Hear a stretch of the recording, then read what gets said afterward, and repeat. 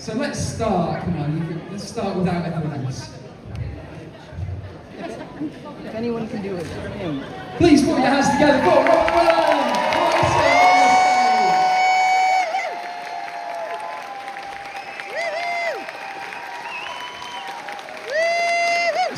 Sit wherever you want. Well, thank you for coming. Thank you, no, my pleasure. No, it's been, we haven't been very busy, it's been very quiet.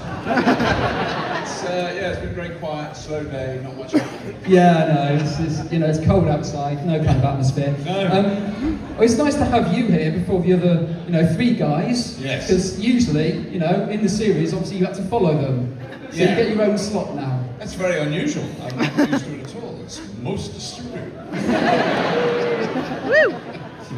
Before they get here then, and before they can hear your answer, what was it like joining the cast of Red Dwarf? Let me wind back to 1989. So 3/4 of you weren't born then, I would think. But anyway, but no, it was a very short, a very brief period of adjustment. I think it didn't feel like it didn't take long.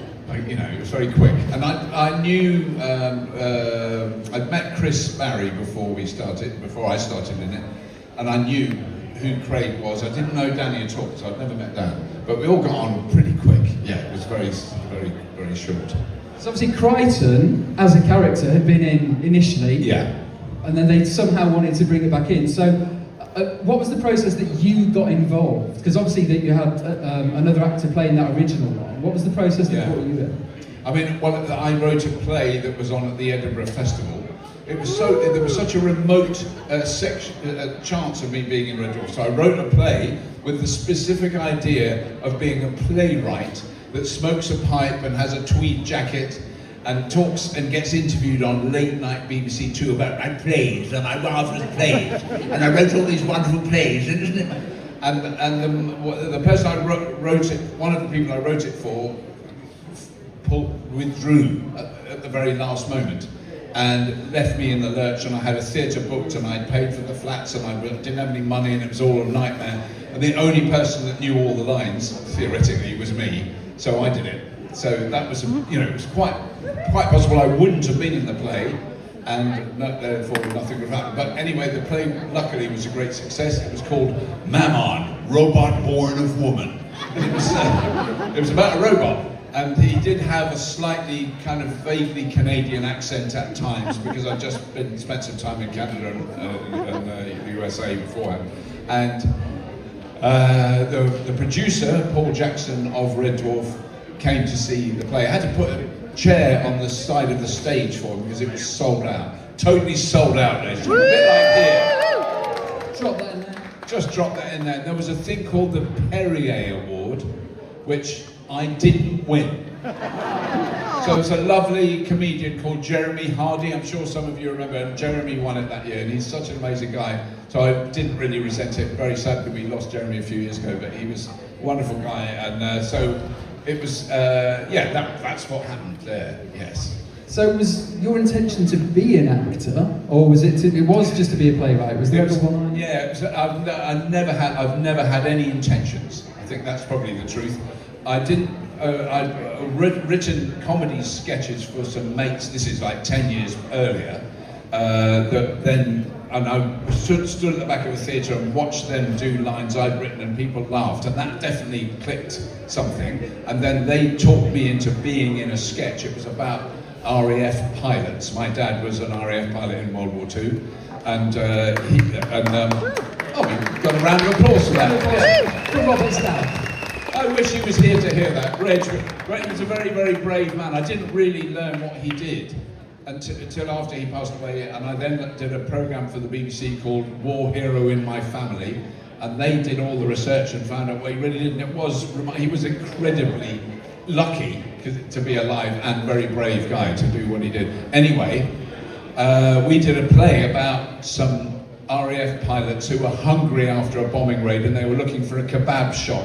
It was quite a shallow and cheap sketch. I'm not trying to, I don't want to oversell it, but it was quite funny, and people loved it. And the opening of it was 4 of us on the front of the stage each doing an impression of a Merlin engine. Chris Barrie would have appreciated it. So we did the start-up one after the other. Port outer, all that sort of thing. There was a lot of spit. You didn't want to sit in the front row for our show. But it was, yeah, and that became, when I did that sketch with them and people laughed, there's definitely a bug. I'd never been on a stage before in my life and didn't want to do it, so it was definitely a thing. I mean, to be on stage and get people laughing at you, I've never experienced it, but, but yeah, I can see how you felt. Yeah. So, oh, by the way, so when Doug was on the stage earlier, did you know the story about Arnold Rimmer, the real Arnold Rimmer? No. He went to school. Doug was telling us earlier. Yes, I did. Yes, I do remember that. So he's yes, you did tell me, Doug, and I now remember. But just before he said that, I'd totally forgotten. He's also which, as you know, is not unusual, sir. Real life RAF pilot now too. So I know you'll get asked this all the time. I want to get it out of the way because I'm sure people wonder, how long does it take you to get into the Crichton costume? Right. Well, okay, so there's a historical thing. I want a brilliant, actually AI would be able to do this. I want a graph that shows the difference between the amount of time I spend in makeup and the amount of time the rest of the cast. So back in 1989, there would have been this very high bar, and that was me, and that's Danny there, Craig there, Chris there. Chris was basically walking, good morning everybody, slap on the H, get on the job. That was all that happened. Now, as the years have passed, the technology that we use to put the mask on has really improved. The materials have improved, the glue's improved, the way it's designed has got better. It fits better because my head is 3D printed, not moulded with plaster of Paris and all that stuff like it used to be. So it's much, much better now. So with the record we've ever had with an amazing makeup man called Sangeet is 1 hour 58 minutes. So that was the fastest. In 1989 it was 5 hours. Oh. But I used to have to sit in the makeup chair, and I've learned to go to sleep sitting up like that. I can sit up like that and go fast asleep. And it's lovely until you wake up, and then you think you're on the top floor of the Empire State Building about to fall off. So that's quite disturbing when you wake up. But anyway, yeah, so it's gone from 5 hours to about 2. But it still takes an hour to get off. So when we say, that's it, it's a wrap at the end of the day, everybody rushes off, they have a quick wipe down with a wet wipe, go down the pub, and I'm still in the makeup chair an hour later. Yeah. But you can't feel the emotions of the human, so, yes. You know, yeah. there is that. That's true. Shall we welcome a couple of your colleagues to the stage? I would love that. Please put your hands together for Chris Barrie.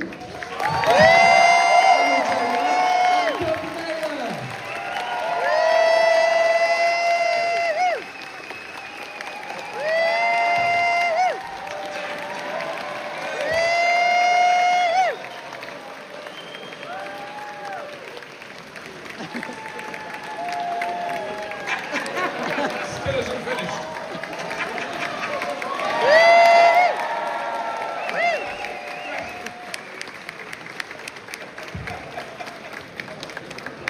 That was possibly the best Rimmer salute I've ever seen. Up there, it's in the top 3. Oh, you missed it when you were doing your autographs. There was the equivalent of a Mexican wave, a Rimmer salute. Oh, wow. A Rimmer wave. Yeah. Wow. Wow. Oh, that really could be something, couldn't it? Well, should we try and Recreate. workshop Wanna it? recreate? Actually, can we see the Mexican Rimmer wave? Yeah, let's do it again. Let's start over here again. Start If we start- after 3, here 3, goes. 2, there we go. Bring it Look round. at this! Oh, what? Someone really needs to Don't film stop that. those hands turning. Keep those hands turning. Oh, look at Because if it this. stops, you see what I mean? And then it's in. Oh, Then fastest way down. remarkable. Give yourself a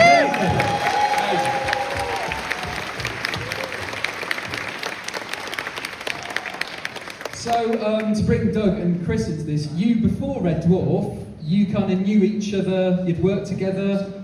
Indeed. In Spitting, Yes. is that right? Was the first thing we did was Cliche? Son of Cliche? I think we did. Didn't we do the Jasper Carrots? Was that first? Yes, yeah. it was. The election special. Election special. May That's right. 1983. That's right. Because I remember Paul Jackson saying, we're bringing in this impressionist Chris Barrie, and I didn't really know you. And I said, can he act? I said, I think if you can do impressions, you'll be able to act. And I'm thinking, And all these years later, you got the accent. thinking Mike Yarwood can Mike Yarwood? I'm not sure. But anyway, Yeah, you can. Yeah. So then we did. After we did the Jasper Carrot election special, we did the series. Yes. But we'd done in early '83 or the summer of '83, we did the pilot for Spitting Image, didn't we? Yes. And then we went on to do that in '84. Yes. But so when did Cliche come in? Cinema Cliche come in? That was We fitted that in somewhere. Paris Studios, didn't we? Was it a Latchmere? Yeah. One of the Paris, then one of the Latin. That's right. Can I just say, this is some people trying to remember what happened in 1983. Good point. There's people in the audience for whom 1983 is like the equivalent of us talking about 1883. Robert, can you just shut up until we finish discussing? Sorry. How dare you? Can anyone help this old man up on the stage? Fascinating. Johnny John-Jules!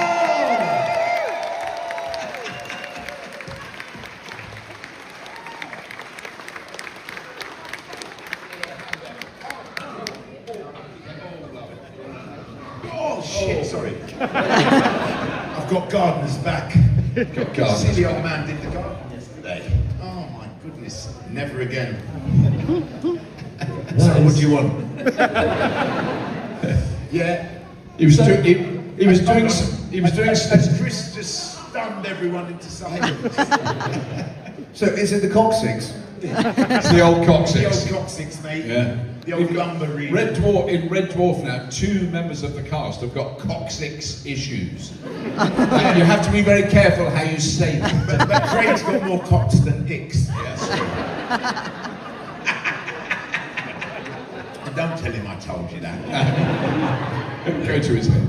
He'll get all funny DJing tonight. So Chris, you're coming in because you. Oh, who are you? Hi, I'm Al.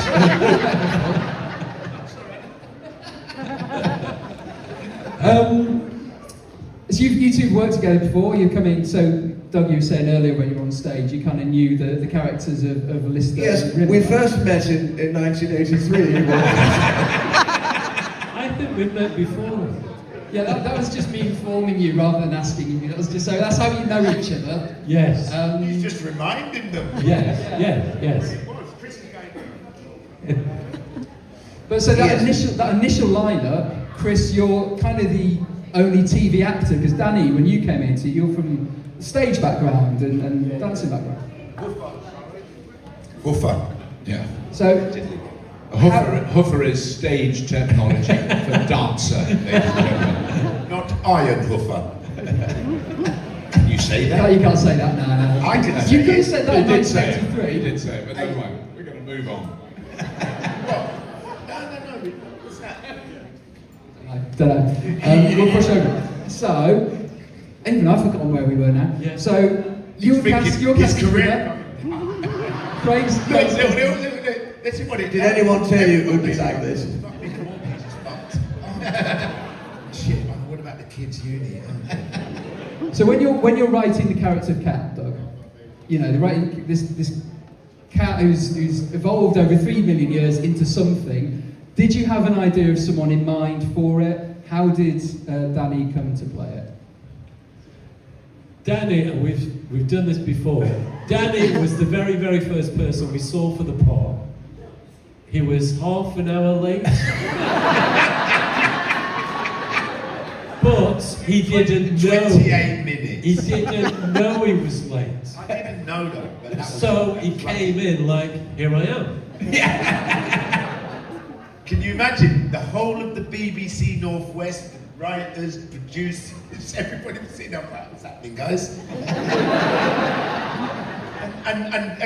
You know that one, it just, Paul Jackson sort of went, look, let's get on with it, you know, kind of thing. I'm like, Paul Jackson, you can't be late for Paul Jackson. no. Paul But Jackson the other one, and I'm thinking, kills you if he's you're late. eager. So anyway, of course, I'm oblivious that Matt Wacko Jacko is probably fuming steam out of his ears. Yes. Because But I I'm think oblivious. I think he'd put you forward, so it was embarrassing for him. No, but It was like, I don't know whether he could do it. He said, Dan, I got to do the first scene once through. That's mine, this is mine. So I did the first, you know, usually you get a couple of goes at it, you know. Yeah. So I did the first one and Paul went, thank you, Danny, and started dragging me out the door. You know, I was like, wait, I just got here. He said, mate, you're half an hour late. So of course I went away and said, well, that's that one fucked. and Danny left the room. I left the room in tears thinking that really screwed And them I up. said, that's the one, that's him. How is it possible? Is this part so great and everyone's going to be amazing who does it? I don't think so. No. And it was just like there. First guy we saw, it's brilliant. It's crazy. It was the most surreal audition I think ever. Yeah. It was really That, surreal. but being late and not knowing it really helped. Just Yeah, that's the thing. It's a skill. genius. Not many It's people have that genius. skill there, but you've got it. Do you know what? Thanks. Ever since then I went late to every audition. And it's funny how many jobs I didn't get. And now I know why. I thought, I've got it, it's practice. Just turn up late. But Half happy. an hour. And that's been your watchword ever since for everything, isn't it, really? Can we It recreate? doesn't work in the West End. Darling, where have you been? You know. Can we recreate the time that you were late on the set when Paul was directing? Oh my I'll be God. Paul. So me and Craig missed the plane, but the problem was that Craig was first up, right? So we got to a BBC in Northwest in a car, and me and Craig turned up like this because we saw Paul Jackson pacing on the taxi. So we were trying to do that thing. No, literally. And me and Craig were sort of like ducking, thinking, I'm not getting out first. I said, you're first up, mate. I'm not getting out. So anyway, Craig got out. So you know that walk when you know it's like a child knows they've broken the vase and mum's coming. It's like da da da da da da. So we're walking up to the stairs. Before we put our foot on the first stairs, Paul was down 5 of them, dragging Craig up by the collar, going, yo, you ever come late for me again? Dragged him in, and I'm at the back. You know that one trying to be as quiet and I'm sort of fleeing through the door. Straight down to the dressing room. And every time I saw Paul that day, I was like, you think I'm joking?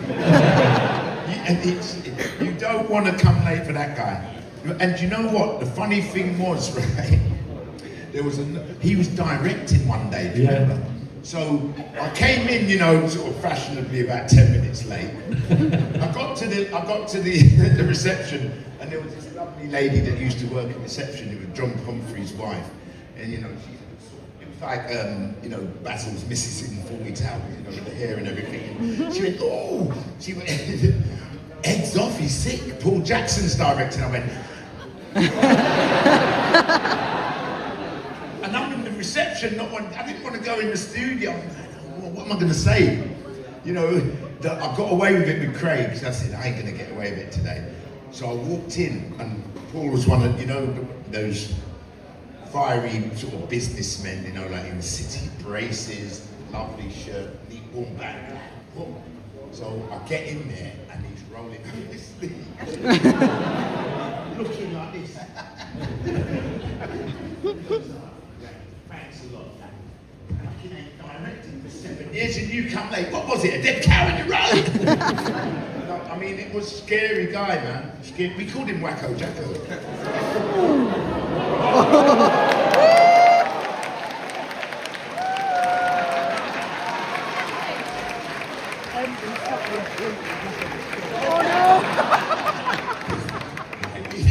My liege. Sorry about Anyway, Back to the show. Back to the show. So when you join as a new cast, and obviously Robbie, you go in, like I say, a bit later on, but how do you bond? How do you get to know each other? Because obviously you go on, you film, but is there a social aspect to it outside Yeah, of we that? called a load of names to each other, had 5 arguments, and then said, well, may as well get on, go get a beer a while. Wasn't a lot of it though, the fact that we shot in Manchester, and we had Yeah. to get a coach from London. To Manchester, we there were spent a lot of videos time to together. watch, and Well, hold on, originally we used to fly. Did you? I never did. We shouldn't have said that, should we we? spoiled that. We shouldn't have said that, really, because they think, oh, Yeah. look at those lovely. Who was it who missed the flights? Oh. Yeah, people, well, me and Craig missed. Yeah. That's That's why why for everyone. Nearly throttled him Then outside. we had to get the bloody coach, which took 7 hours. And then we'd watch, we'd fight over which movie we would Yeah, watch. yeah. Do you remember We'll- that? we'll- I don't even remember the flights. Did we fly? Yeah, we used Yes, to for fly. about 5 minutes. It was, It yeah. was, you go up. Right. I can't remember it. Well, we never went on flights when I was in it. It was in the No. back of the coach. I tell you what I do remember. First of all, we had a Mercedes bus. Yeah. Chris would know that. Really slow.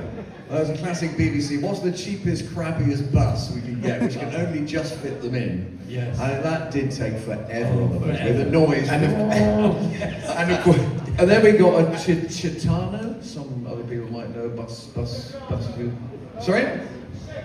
Citano. Thank you, sir. There we go, we got a bus And that was aficionado bad. in. That had a wide body. And that had a Oh, movie. That had very a movie. good. And you'd see sort of everybody sort of, after about, sort of 2 hours down the motorway and we've only got to Watford, right? We're going to Manchester. And the first bill's already run out and of course Ed can see everybody sort of wilting, And so Ed would be like Arcadia on a cum trip. Now fellas, what should we watch now? Oh boy, that was crazy stuff. Yeah. No, we spent a lot of time together in buses. And then we actually even went from the Citano up to a proper Leyland sort of Park Royal, like a proper coach thing. Yeah. Leyland Lion, is it, or Tiger? Yeah, we got banned. Thank you. We must talk. Come and see me tomorrow. I'll give you half an hour. I'll give you 2 free photos. And let's talk buses. Where's Chris? He's talking about buses at the end of the room.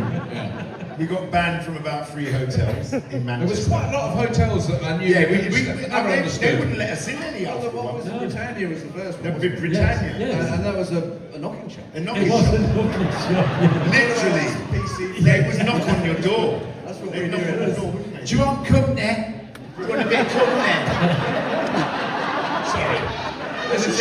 There are a lot of children in the audience now. I just want to remind you. Yeah, no. They were going to come and play Scrabble. That's right, they wanted to go Scrabble. 3 in the morning. Yeah. And then we got to the Midlands. The Midland. I like the Midland. Beautiful hotel. Beautiful hotel. That's Yes. quite interesting, some of that stuff. Right, because of the timing and all that, so it's been very bad news, it's okay. We've been given like a little time to wrap up. But what I say is, seek forgiveness, don't ask permission. So, Lovely. if you don't look over there, I won't look over there. But I think I'll come to you and do the Q&A, so you can ask the questions. Who's got a question? I'll jump down with my microphone. Come on then. Oh, I'm 2:49 to do that. Here we go. Hi guys, thanks for coming. Obviously this is a question for probably Bobby more than everyone else, but are there certain lines that are just like burnt into your memory because they were so hard to learn? Oh, well, I think the problem is the contradiction for me. If they were that hard to learn, then the moment after I'd actually delivered them finally, after 17 attempts, there was nothing in my brain except smooth tissue that contained no data. Not a clue. There were some very hard lines to learn, that's for sure. Actually, we had some rather hard lines as well. I wasn't going to say anything. Danny and I had to put dodecahedron. I still can't say Oh, it. yeah. Sissy Franklin. We had You some know this, difficult right? lines. This is how Doug gets us to learn the lines. He goes, look, I know you're not going to learn it, but have a go. And of course, I came back the next day fluent. And the only problem was, now they all had to learn it. Yeah, that And was of course, a Craig, who has a photographic memory, So unfair. Craig's pretty damn good at learning lines. It takes one- And of course, we fluffy go, come on, guys, come on, we're going to Guys, hold these come lines, on. hold these lines. Come on, guys, I've got a gig in an hour. I've got a gig in an hour. Get on with it, Chris. So unfair. Man, Butlins. I'm sharing the bill with Gok One.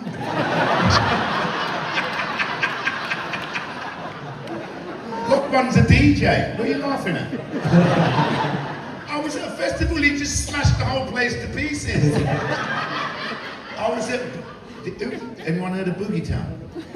He smashed that place up, mate, I'm telling you. You're not Hey, Les, my mate was there.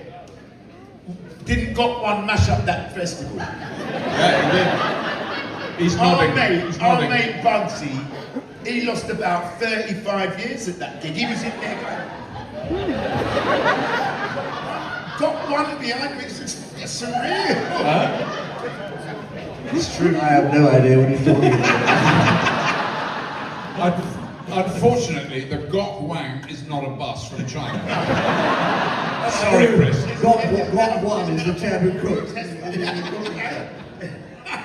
Right, let's go. Let's Try up. Got One, We have remembered one line. I'll do one line just to answer the gentleman's I question. said, Got One, is that a Bulgarian test?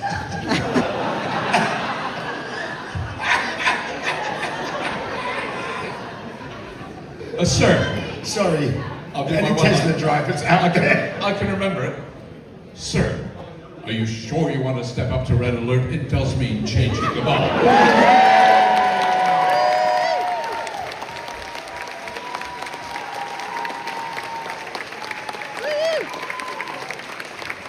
Right, who's got another question? He's still got it. So, watching the panel, I get the impression that I might already have the answer to this question. But which one of you made the other ones laugh so much on set that you couldn't carry on? I think we all do. I think that was honestly. shared. I think that was It could be shared. anybody Very at shared. any time. Yeah. There's one. I've got a beautiful photograph that the photographer, camera Ed. Yeah, camera red. Yeah. Ed.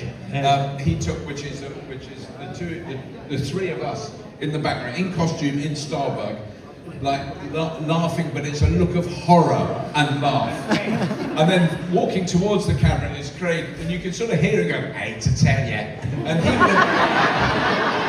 He's like, "I hate to tell you." He just said something that was coruscatingly offensive.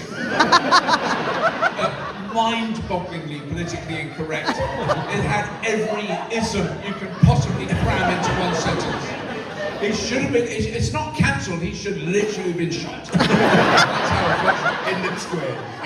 You know, that happened every now and then, but then everyone, all of us, I think everyone makes me, you all make me laugh. I mean, Yeah. You know that one when Craig tells a joke and 400 people in the studio go, I mean, a lot of sounds the time, like gale force winds coming through the doors. a lot of the time we weren't laughing. No, it was more And like... it was more in fear. Fear of Of failure. your career. Yeah. Failure to learn Failure. your line. Yeah. So yeah. I mean, the times that I laugh the most with Starbuck, it's usually inevitably a Starbuck. That's where Starbuck most is of where- the laughs yeah. were. And we got a long scene going along, and what always used to make me laugh is that Robert has like just going back to the first question, a very difficult long sir, lots of sirs, chorus space core directed, Mr. Ridley sir, and then Craig's got lots of guys, you want lots of little put on here, guys. Shut you fuck up, you bad accent. I've got my stuff going like this, and I can say, Craig, listen, and then suddenly the silence. and then I just see Craig go, Danny. And hold on, you know when you don't even know that it's you that's forgotten your line? So I'm sitting there sort of, and I can hear, you know that? Yeah. And then you look, you realise he's talking to you. We're all looking. And then I'm doing this.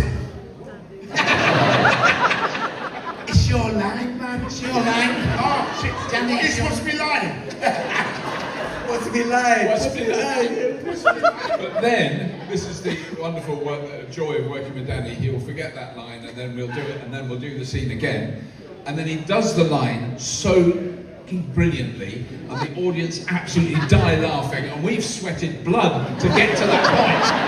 And he's there just wallowing in joy. Do you remember the first time Craig realised what he was up against? You know, he goes, damn. He goes, I've just done a page of dialogue. He comes in and does a look and steals the scene. You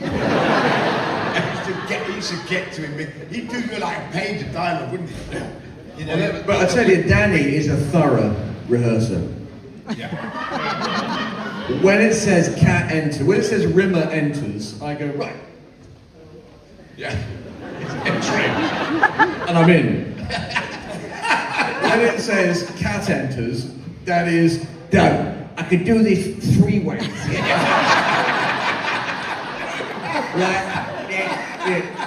Wait, the first way. He disappeared. When that happens, Craig goes, Doug, gone for a fag. And Robert goes, Doug, join me. And I'm off for a coffee. Yeah, because Craig would then convince Robert that he needs a bag because he wants company out of that role. And Bobby, who says, well, I've given up. No, you ain't, Bobby. As soon as Craig called him, he was out the back, and it looked a bit weird. Crichton with his top tied around his royal socket. Shitty old white vest on. Smoking a bag. It's not a good look. It's not a good look. It's not good. But I do remember. It's not a good look, is it? I do remember a more. I mean, I can't remember which one, but we were in the Medi Bay, Oh, God, that and 9 Craig page was. scene. Yeah, Craig was on the bed, and I did a line, and you did a line, and Craig did a line, and then we all turned to the door because that Danny's, and then we didn't see Danny, but we could hear you. You're on the phone. Yeah, guy, I'll be there about 9:15. He was on the phone to a mate about going to see a motorbike. Perfectly sensible. You know that one? I said, I reckon I can fit it in before. By the time Bobby gets his line right, I can fit it in. And of course, that day he got it right the first time, innit? It's a fruit. Yeah. Well, his line's right. So yeah, we do have a lot of laughs, and we don't. Oh, actually, going back to the corpse scene, there is one scene where all of us, the 4 of us, are corpsed out of our minds. And that was when Timothy's ball was waiting there, and when those pods went up, and we all leant out like that. Oh my God! Yeah. I'll tell you what, if you got to imagine me, I looked that way, and the first thing I saw was Chris looking like.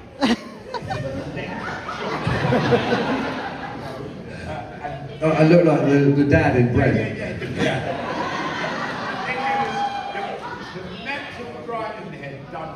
Yeah. Done me in. When I looked down on the man.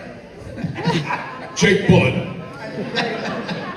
It was just too. We were all looking at each other because of course you could imagine. I'm looking at them, but I can't really realise what I'm looking at.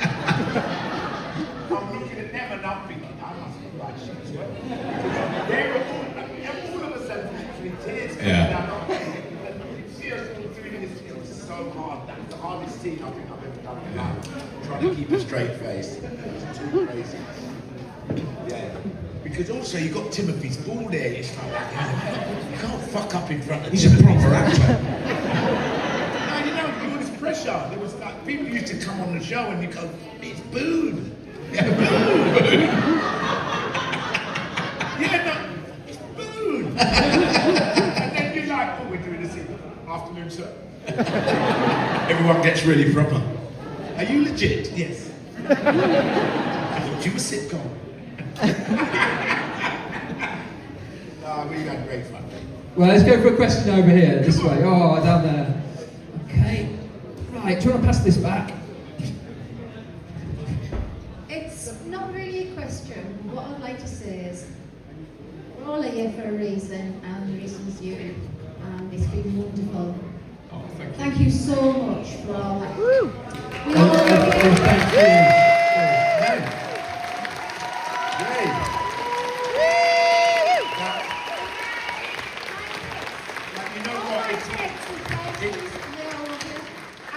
It's one of the very few occasions when, you know, all lovely say this, but it really is our pleasure.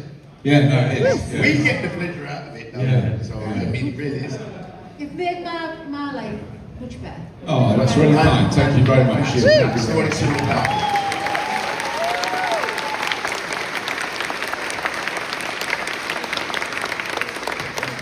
Okay, next question. Beat that. All right. Follow that. There's trouble. Hello. I just wondered who gave Cat his accent. Oh. Who, sorry, what? Who Who gave gave Cat Cat his his Oh, right. accent?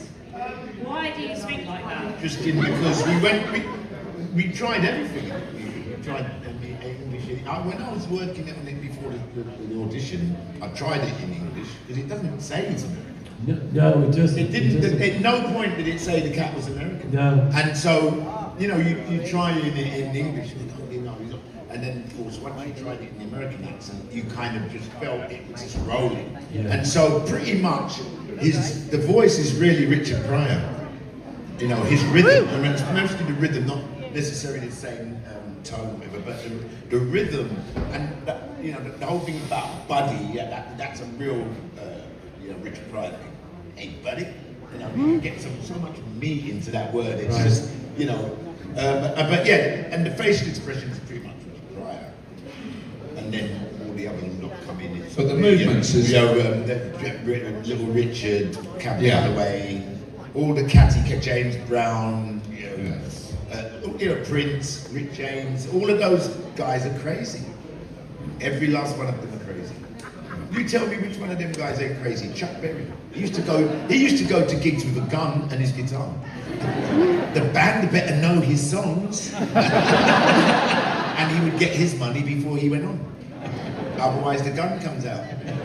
Chuck Berry. Not to be confused with Halle Berry. Do the cat noise. Who? The cat noise. The what? The cat noise. Like, oh. The cat with what? Hey!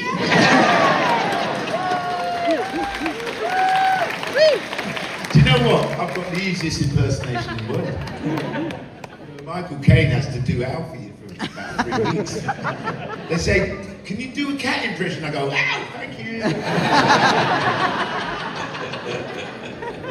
Nice to see you. It's the easiest impression in the world. Are there any questions from at the top? I realise you haven't. You might have. I can't. Do you want to catch? Oh, Give it. Shout it out. where what? Where did I get the hat from? Oh, do you remember? No. I got this from Nottingham. You have to think about that one.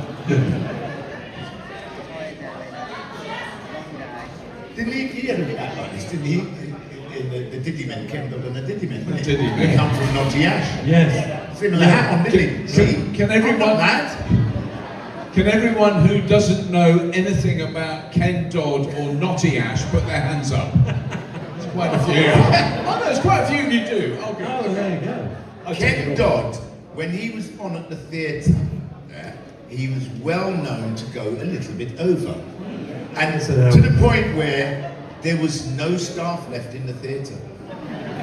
It's all gone Google it. home, yeah. He would stay on so long that literally the theatre, the usherettes, everyone would go home. The band be seething at the back. They've done hours overtime. A bit like us. I was going to say, I'm getting signs at the sign which says this might There be he is. similar. Okay, let's go one more question. I think we've got one more question. Look up top again, look up top, down. Wait. Up top. Come then, up top. Okay.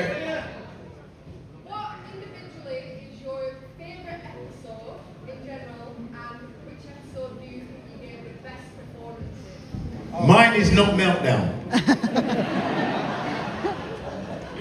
Well, that was Chris and the Chris and Craig show. Oh, you Me and Bobby were in the back, right? Me flogging the arse off. You're marooned. In front. Do you mean marooned? Marooned, yeah. You can see how long I've been in this show. Just brilliant. Well, if Craig were here today, he'd say, yeah. No, Craig would say it's the best episode. Yeah, Chris and I got on stage. And, You know what me and Bobby did? We busted, man. Got rid of the B team. Yeah. Where's the B team? I wouldn't say that. I think these are two fine actors here. No. Who sadly weren't utilised Me enough in and- that me show, and- though. But it was a very good episode. It was a brilliant episode. To be brief, for me, apart from that, Dimension Jump, because obviously we had Smoking Dipper, you know all that. And of course, Weasley Rimmer, the contra, the sort of opposition to those two was good. My favourite was when he's Admiral Rimmer. There was some funny jokes in that. That one where, you know, he knows an admiral. That was so childish. But it still makes me laugh every time I see it. Oh, better than that. Better than that. What was that? Yeah, better than mine. Better than mine. Yeah. That was funny. You guys went off on the Harley on the beach. Hey, In what, paradise. Twice in one lifetime I'm turning into Hugh Hefner. Those lines, you dream of lines like that on telly. You can only dream of stuff like that. We're throwing away stuff like that because we can't fit it all in. Goodness me. It's very hard to have a favourite. I mean, there's It's definitely crazy. a favourite moment, which Chris was in as well, and with Craig, So many is when I was removing the shrinking boxer shorts. I mean,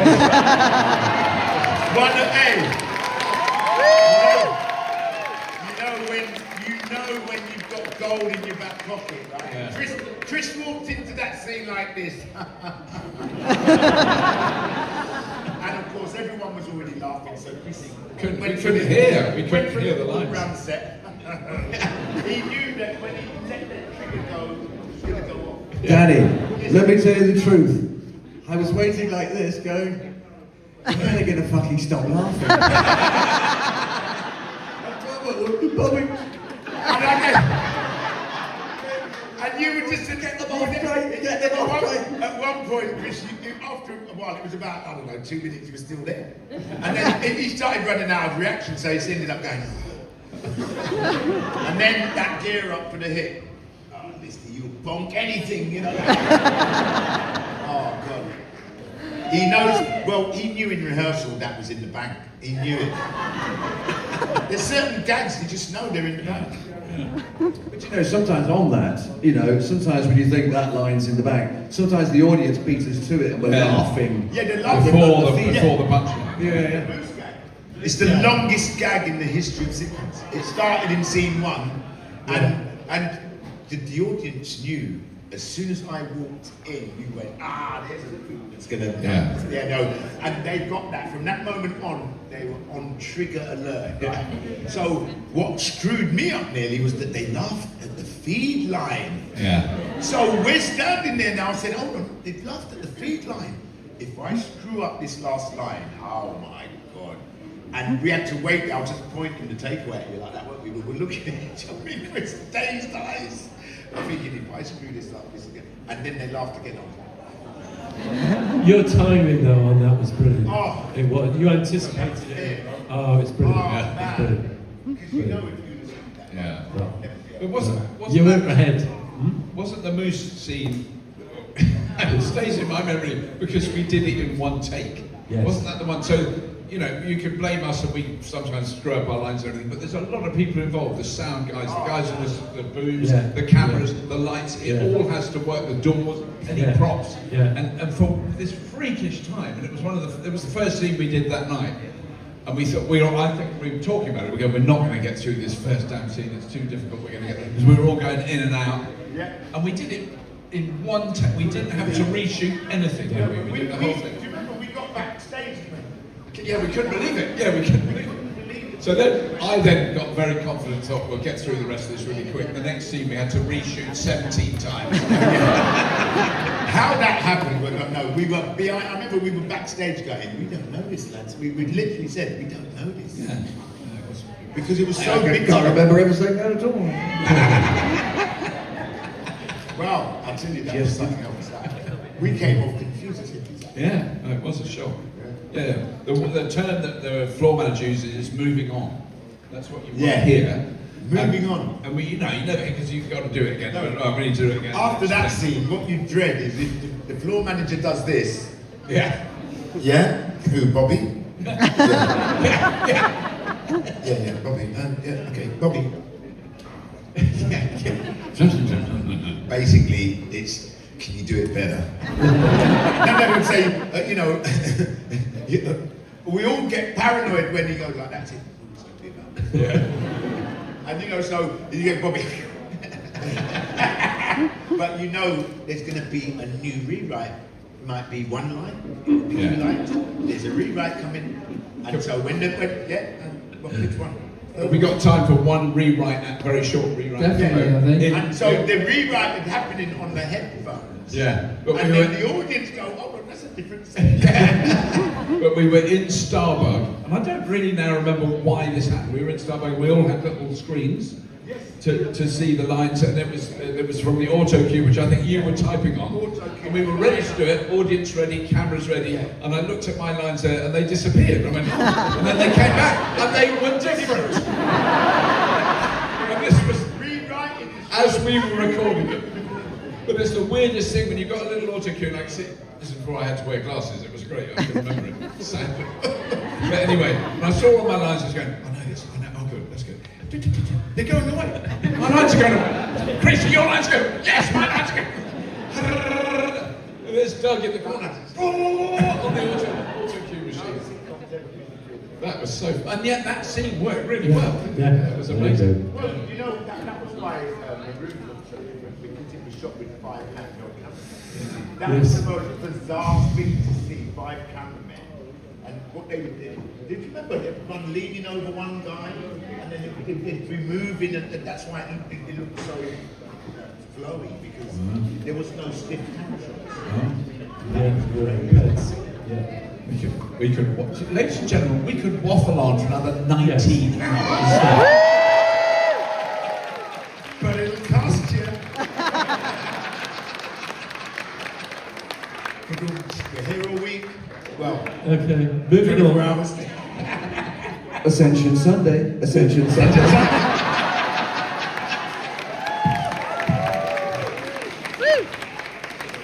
Yeah, okay. Anything Ken Dodd can do, we can do better. One more question. Let's go down here, because because I could get my microphone to you as well. Darling, can you sing Tom Tank? Hold on a minute, someone just sung it. Yeah, but it wasn't as good as when you do it. But I was singing along up there. That was Samantha down there. Why don't you duet? Where's the band? Where's the band? No, but they do the backing vocals, don't they? Hold on. What's my note? When I saw you for the first time. Okay. When I saw you for the first time, my knees began to quiver, and I got a funny feeling in my kidneys and my liver.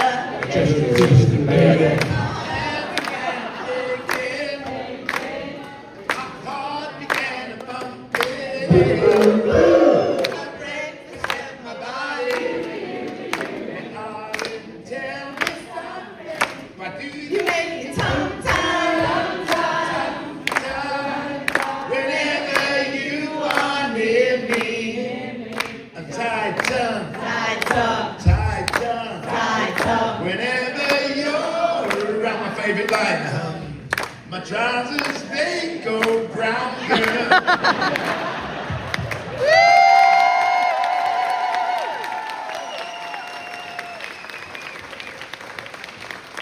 I think that's probably the perfect way to end it. Thank you, Samantha. And I Thank you. thank you. Thank you, John-Jules.